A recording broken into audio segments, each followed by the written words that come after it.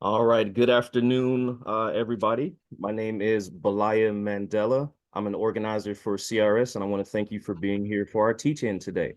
Uh, we at Community Renewal Society, we are a faith-based community organizing and public policy organization that works with congregations in and around Chicago around issues of racism and poverty. CRS builds power around 5 key items, such as just economy, healing justice, LGBTQIA plus equality, police accountability, and justice reform. We inform and bring people of faith and congregations together in partnership with communities, coalitions, interfaith organizations, civic leaders to intentionally and decisively transform society towards greater social justice at the intersection of racism and poverty.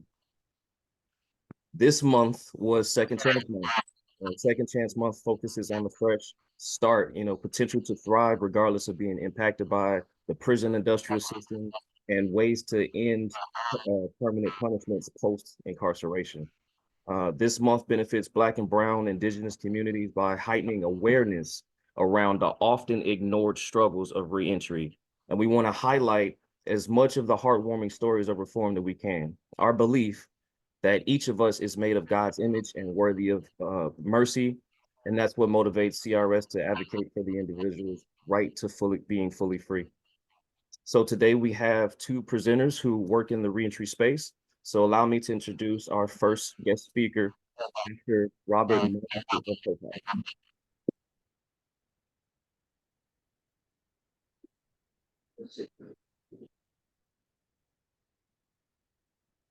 You're on mute, Pastor Marshall. Okay, you was breaking up a little bit, and I didn't quite. I heard Ralph, but I didn't hear the other part. So, anyway, good afternoon, everyone. My name is Pastor Marshall from the Good Samaritan slash Hope House, which we renamed it the New Hope House, 3551 West Roosevelt Road. As you know, Dr. Lincoln Scott started that program over there for the homeless because he saw a great need for it in 1995.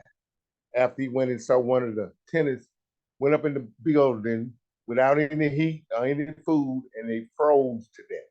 So the Lord laid it on his heart to open up the the Hope House of Chicago. Now, Dr. Lincoln Scott carried it as far as he could carry it, and as long as he could carry it. Mostly, it was funded by the church and sometime by the city of Chicago. But since his demise, since he passed away in 2015, it was left in such a jam. It was just left in a bad situation. Foreclosure, violation. We've been working around with the church to get it back reestablished. But we still haven't been able to secure any grants program because we just got it released from the city of Chicago. But the church has been their same usual self supporting the program. We have about 25 to 30 men and women live there on a low income budget. These people that are down and out really don't have any place to go. And so they come by there and they rent a room from us, and we house them with that. We furnish the light, the heat, and the water, and they kind of live independently there themselves in one room for a low income of $400 a month. So therefore, they have to have some type of income because we don't have any funds. So normally we've been blessed by the Lord to have the place full to capacity. But as you know, there's a great need over there in London. I've seen several of the men leave out of that program, leave out from over there, and they migrate back into the streets. And then once they go back, they get on this drug, and a lot of them that I know of has passed away. Excuse me. A lot of them that I know of has passed because they went out and didn't have nothing to follow up on. No program. It's programs out there, but if they don't have, you don't have someone by the hand, leading them and taking them to the place, they'll never go on their own. They need somebody to actually pick them up, carry them to the place. Grown men. I mean, not talking about kids. We're talking about grown 54, 55-year-old men. They'll sit there and rather drink than eat. They get their little SSI check, they'll come pay their rent, and the rest of the money, all they do is eat. I see them going back and forth to the liquor store. I was so disappointed when the community allowed Rothschild to reopen because we did see some peace while it was closed.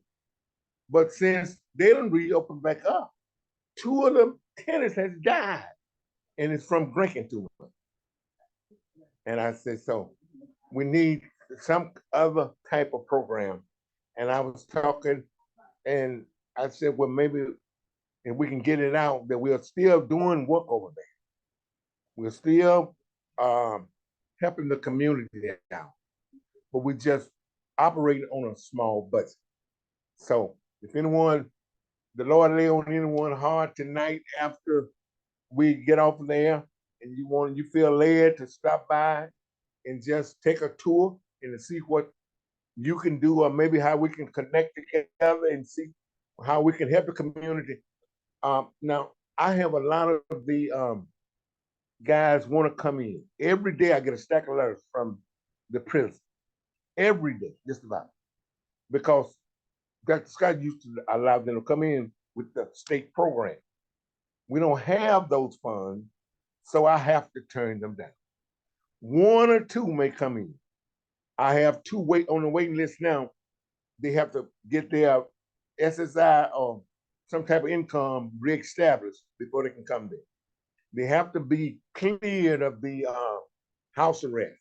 They have to be cleared of the parole officer coming by every day to visit them, or ever so often, in order for them to be there. Because when the parole officer come there, then they start interfering with the other guys that are there, and that caused them to have to move.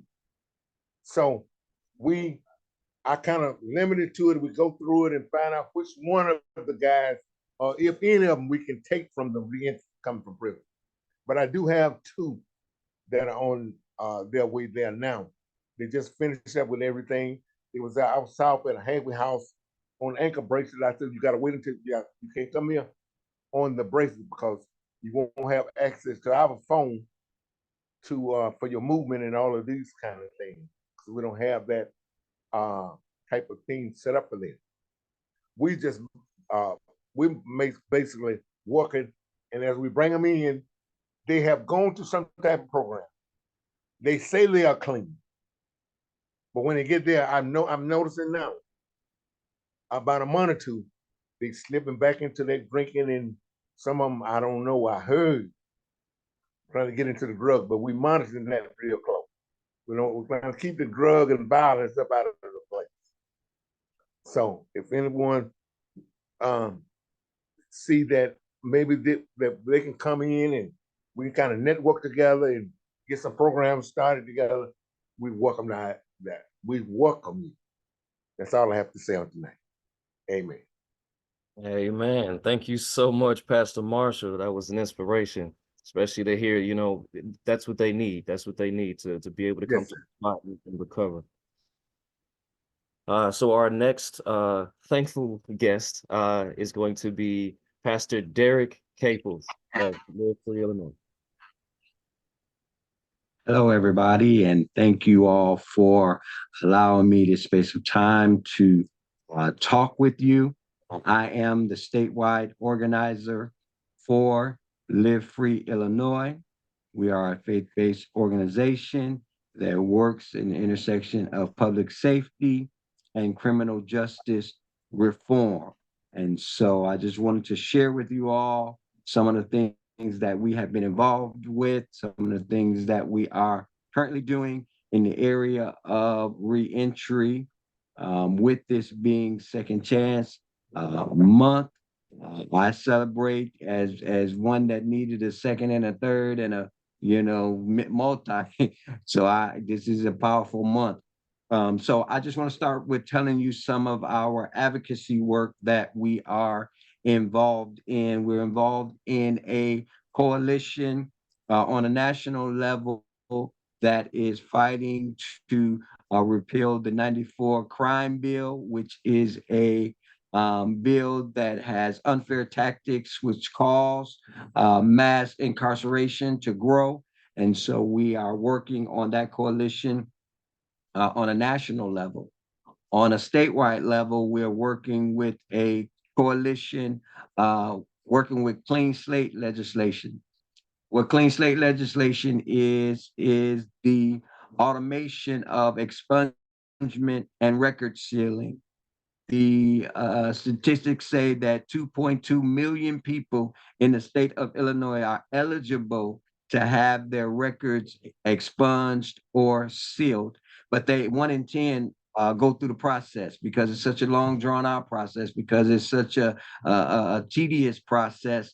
1 in 10 even go through it. So that means that it's all those people that are dealing with all the different punishments that come along with it, not being able to get a job, not being able to get housing, all of that. And so this coalition that we're working with is to make these record sealing and expungement for many people automatic, and so that people can get back as they're reentering society.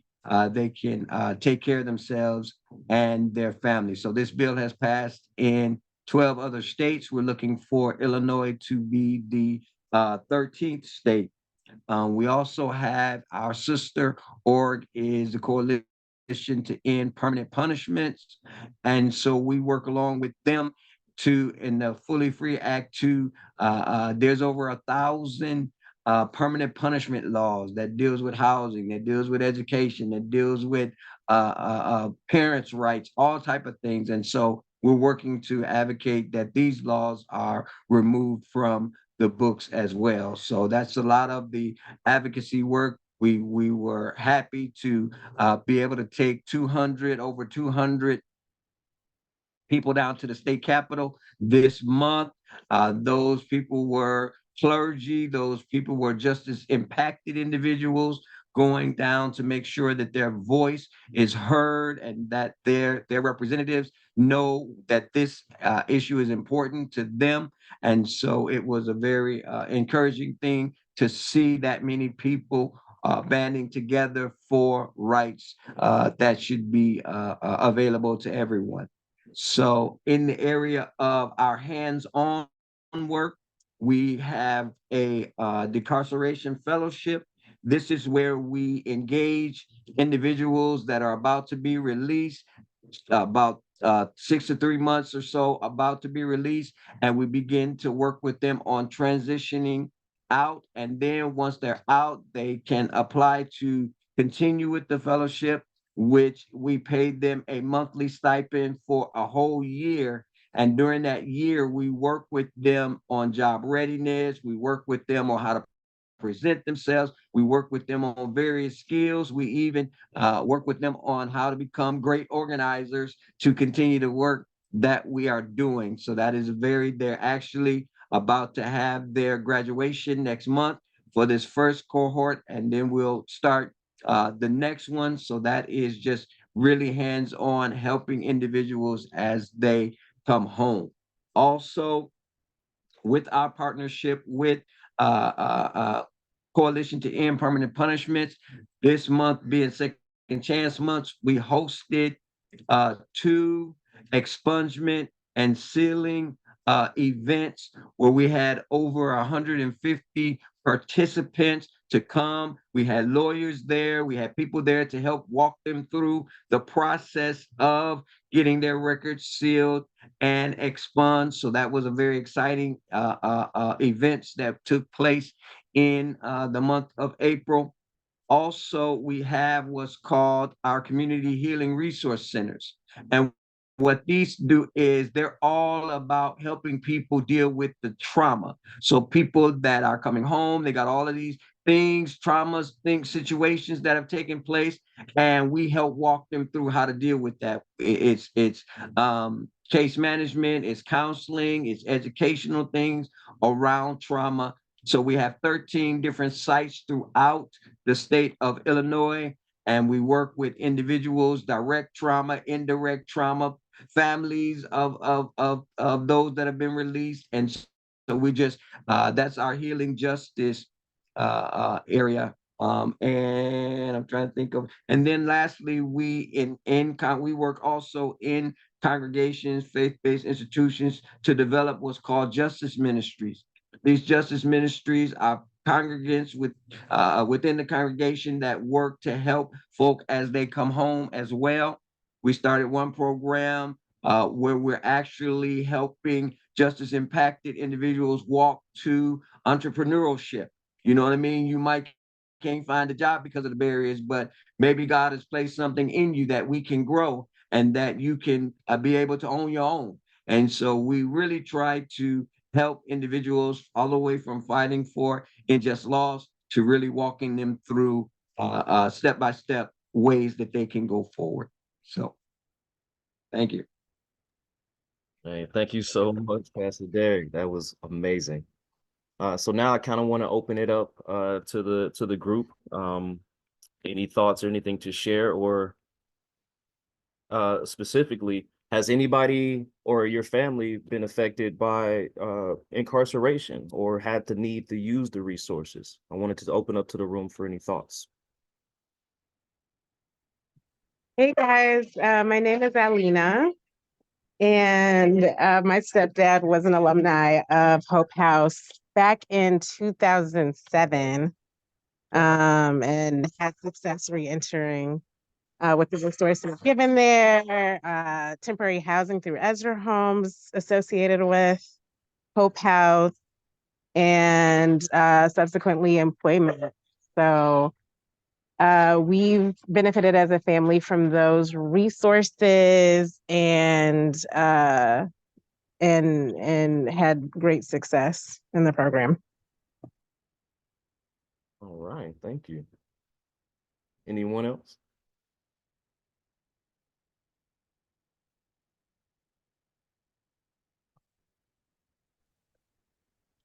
All righty, so if it's okay, we're gonna go ahead and go into any takeaways. Did anybody learn anything from listening to both inspiring stories and situations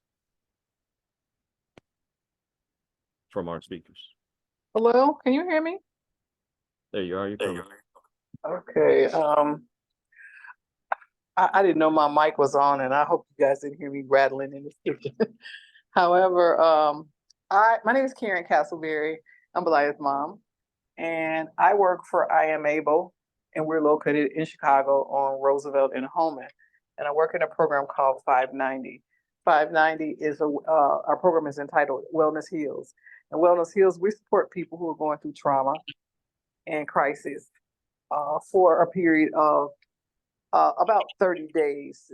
That's generally how the program operates. We say for 30 days, but we have residents that we support well beyond that 30 days. And so for those people who are coming home, returning citizens, and then they need resources and connection, they could come to us and we can support them, because it has to be a crisis or a trauma. So crisis is whatever your perception is, and oftentimes people need support, especially when they're returning home. Housing, that's a big need. That's a barrier that everybody is in need. So there's a shortage of that. But we can support people with finding housing, meaning helping them find resources or landlords or programs that may have wait lists. Oftentimes people have to wait, but people need support with all kinds of things: food, clothing, IDs, like they may need to get the IDs and social security cards. And so a person like myself, my position is a outreach engagement specialist along with a peer support person. So if someone presents themselves, they can either come to us or we can mobile out depending on the crises. We're open from 8 a.m. to 8 p.m. We're really a 24/5 service. And those people that you may know who might could benefit from this. Also, too, we provide therapy, and all this is free of charge. But if you have insurance, we'll bill. But if you don't, it's not a barrier. We'll still support you, and you can get free mental health therapists along with a peer support person as myself.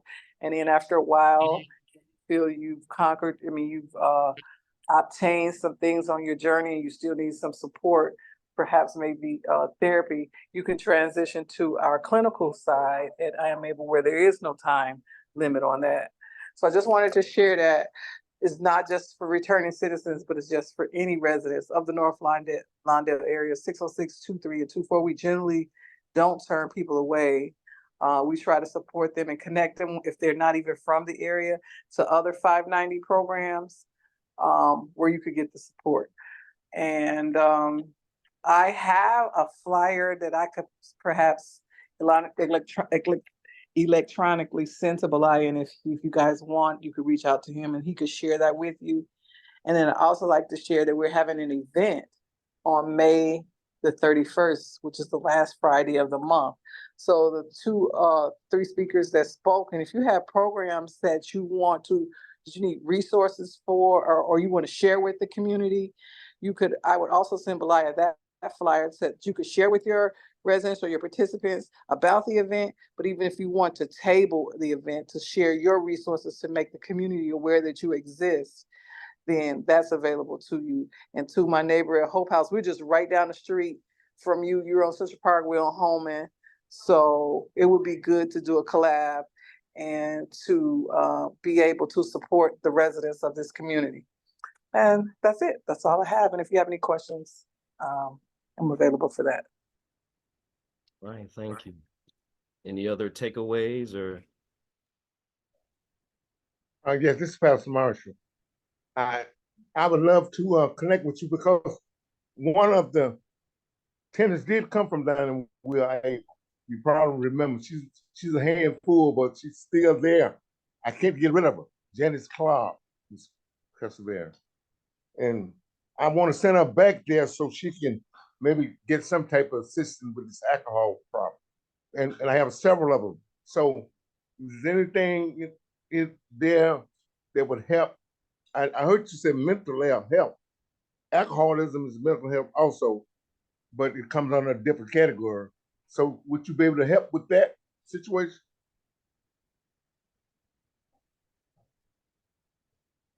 I believe they do work with mental health aspects as well.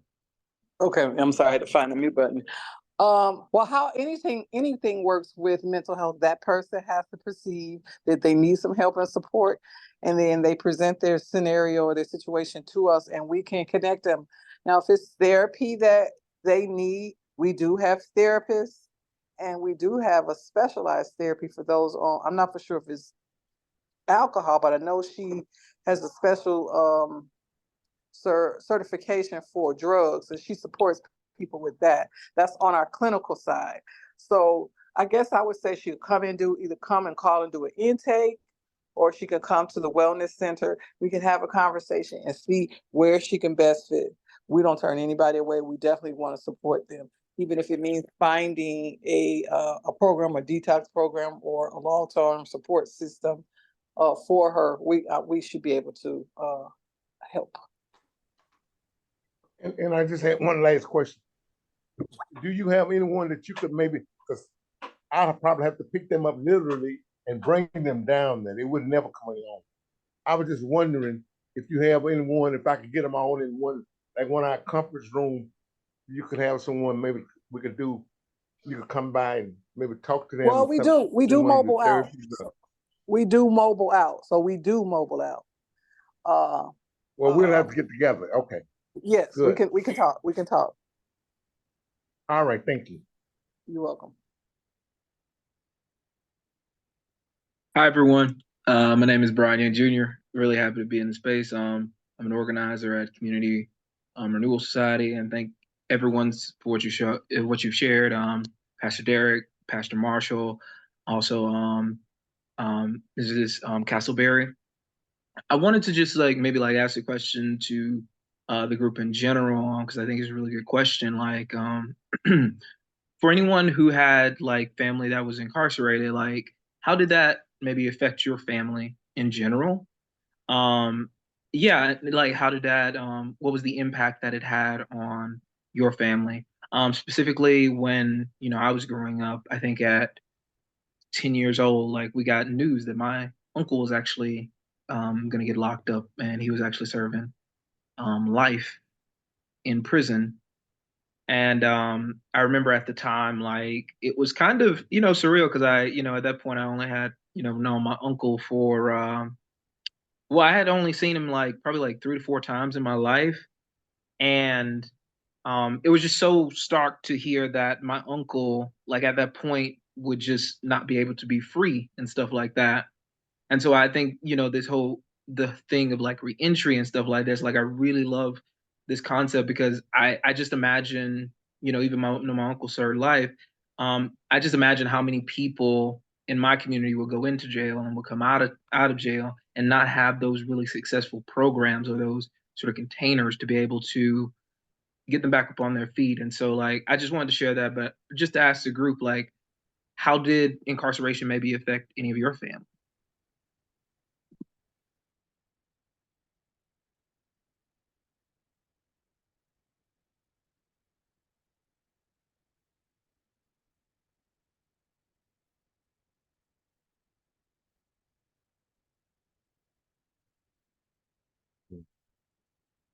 Well, I could definitely say from personal experience, I've had that happen to my family.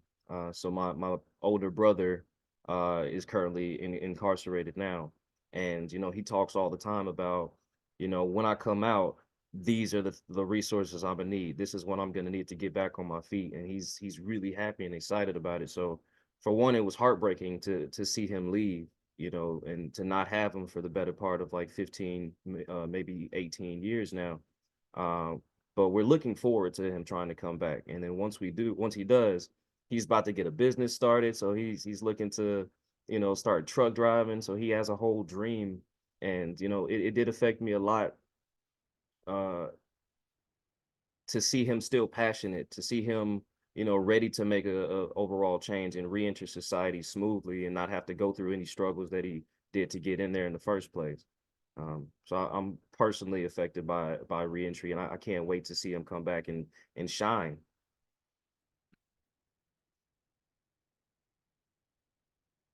Absolutely. Absolutely. Yeah, like just the ability, and I know y'all said Heartland Society, I mean Heartland Alliance, like we did some journalism on that, but just the ability for some people to have $500 coming out of being incarcerated, or even just have like some kind of on ramp to getting back into society, is just a really big boon. And unfortunately, a lot of times our system doesn't care as much for people who are incarcerated. And so, thank you so much for sharing that, Valaya. But like that's just something I wanted to ask, because I was really curious. Gotcha. Um, I was kind of late to the meeting, and I apologize for being late. I'm not sure how I even got the invitation, but I had an experience as a teenager. A good friend of mine got locked up, and I wrote to him, and they allowed me to, even though I wasn't a relative. We were just really good friends. He was like a big brother to me. And I experienced how disorienting it was. I don't know how many years. He was only in there maybe 3 or 4 years, but when he got out, I remember riding the bus with him and going places on his way to his parole officer. And things had changed in even those 3 or 4 years, how you get on the bus, what money, I mean, and it was so clear to me how difficult being out in the world, if you will, is after being in a confined environment. And I stayed in touch with him over the years. He eventually, somehow, I don't know whether in prison or not, where he learned how to do iron work. And so when I met him many years later, he had bought a house, he was working, and he had turned his life around. And I hear so many stories now about when young men or women get incarcerated, they don't teach them any skill. So when they come out, they say they come back. Well, I mean, how are they going to earn a living? And what I was glad to hear are the supportive services that some of you spoke of at organizations that you work for, because that's essential. How do we expect there to be change if we don't help them make the change? So I'm retired. I don't know. I do some restorative justice work, but I've been told I need to slow down. So I'm just enjoying and revering in the work that others are doing. All right, thank you. All right, so we're gonna be wrapping up here, but based off what everybody said, that is exactly why, you know, this teaching is so important, to kind of shine the light on the ignored portion of society where, you know, we have the reentry people trying to make a really big difference. And that's why we're going to continue to work in this space. And our call to action is, you know, as faith-based communities, we're called to support people in our community and provide resources, information, teachings, education, in the effects to continue the work to end permanent punishments.